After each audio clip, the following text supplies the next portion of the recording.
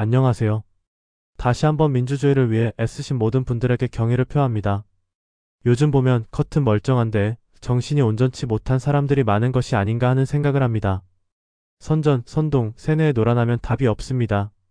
뇌가 썩기 때문입니다. 그래서 2021년 피투했다가 지금 개박살 나고 있는 거라고 봅니다. 제가 그때 뭐라고 했나요? 설사가 나올 때까지 그냥 낮잠이나 처자라고 2년이 넘도록 경고했었습니다. 근데 미친놈이 지저댄다고 생각했는지 관심을 안 갖더라고요. 저야 손해를 볼 게 없습니다. 앞으로도 계속 선전, 선동, 세뇌에 놀아나시길 바랍니다. 여러분의 인생만 고달파지는 거죠.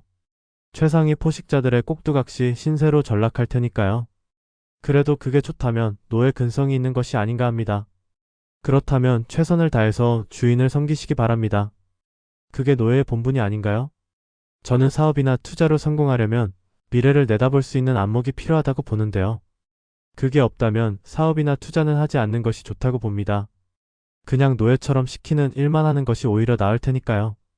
주식을 장기 투자하려면 미래의 트렌드를 예측해야 한다는 걸 잊지 마세요. 트렌드란 추세이고 흐름이며 강력한 에너지가 아닐까 합니다. 때문에 트렌드를 예측할 수 없다면 주식을 장기 투자해서 성공하기란 어렵다고 봅니다. 주식을 장기 투자한다는 건 지금이 아닌 미래에 투자한다는 거죠. 단순히 싸다거나 대기업 관련 주식이라고 해서 장기 투자를 해서는 안 된다는 뜻입니다. 앞으로 성장 가능성이 있느냐가 가장 중요하기 때문입니다. 또한 트렌드는 시대와 상황에 따라서 바뀌기 마련이라고 생각합니다. 전기차가 등장한 것도 같은 이유가 아닐까 합니다. 기후 위기라는 시대적 상황과 잘 맞은 거죠. 그 과정에서 탄소 배출권이라는 인센티브도 얻을 수 있었고요. 그게 아니었다면 테슬라는 10년간의 적자를 못 버티고 진작에 문 닫았을 거라고 봅니다. 앞으로 미래에 어떤 산업이 성장할 거라고 보시나요? AI, 로봇, 양자, 수소, UAM 등 신산업이 성장할 가능성이 크다고 생각하는데요. 하지만 그 시기를 예단하는 건 어렵습니다. 테슬라가 전기차로 입지를 다지기까지 10년이라는 시간이 필요했다는 것을 안다면 말입니다. 때문에 미래 성장 가능성이 보인다면 바닥에서 쌀 때 씨앗을 심고 기다리는 수밖에요. 그리고 여러분의 일상에 집중하세요. 주식 투자를 하되 집착해서는 안 된다는 겁니다. 집착할수록 시세에 중독될 확률이 높아지기 때문입니다. 그렇게 되면 작은 등락에도 뇌동매매를 하게 될 가능성이 커집니다. 따라서 되면 좋고 안 돼도 그만이라는 생각으로 주식 투자를 하는 게 좋다고 봅니다. 그래야 무리를 하지 않게 되고 주식을 장기 투자하기도 수월해지기 때문입니다. 주식 장기 투자는 지금 한창 잘 나가는 주도주를 매수하는 게 중요한 것이 아니라 앞으로 주도주가 될 가능성이 있는 소외주에 베팅을 하는 것이 중요하다고 저는 생각합니다.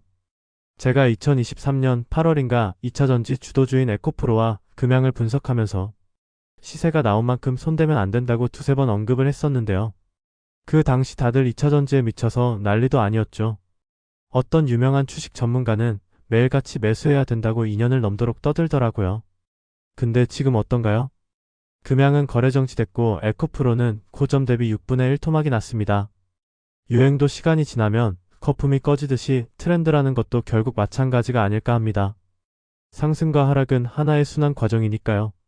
얼마 전까지 미장 예찰론이 끊이지 않았는데요. 실제 국장을 버리고 미장으로 간 분들도 많았고요.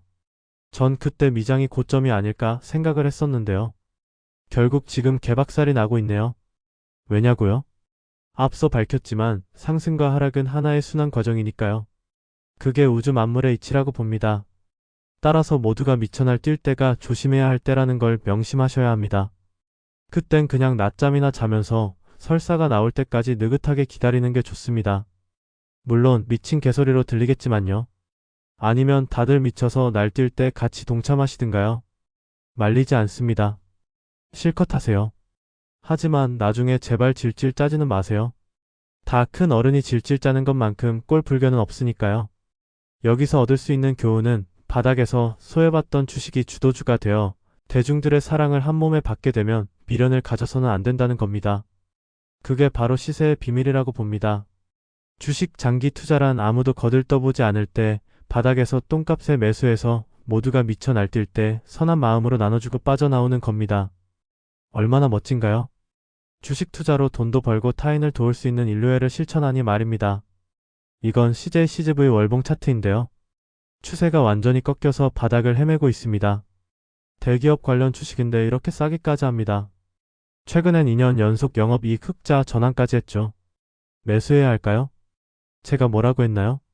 주식을 장기 투자한다는 건 미래 성장 가능성에 베팅하는 거라고 하지 않았나요? 근데 과연 극장업이 앞으로 미래 성장 가능성이 있다고 보시나요? 아마도 극장의 주요층은 이 30대가 아닐까 합니다. 하지만 젊은 층의 인구가 줄어들고 있다는 겁니다. 작년엔 70대 인구가 20대 인구를 추월할 정도였으니까요. 아시다시피 우리나라 출산율이 전 세계 꼴찌이기 때문입니다. 거기다가 유튜브 같은 영상 플랫폼과 OTT 업체들의 약진으로 경쟁력이 떨어지고 있다는 겁니다. 입장료 인상에 대한 거부감도 아직 상당하고요. 여러모로 시대적 상황이 바뀐 겁니다. 그러니 트렌드도 바뀔 수밖에요. 때문에 추론을 통해서 미래의 트렌드를 예측할 수 있어야 합니다. 그게 주식 장기 투자의 성공 열쇠니까요.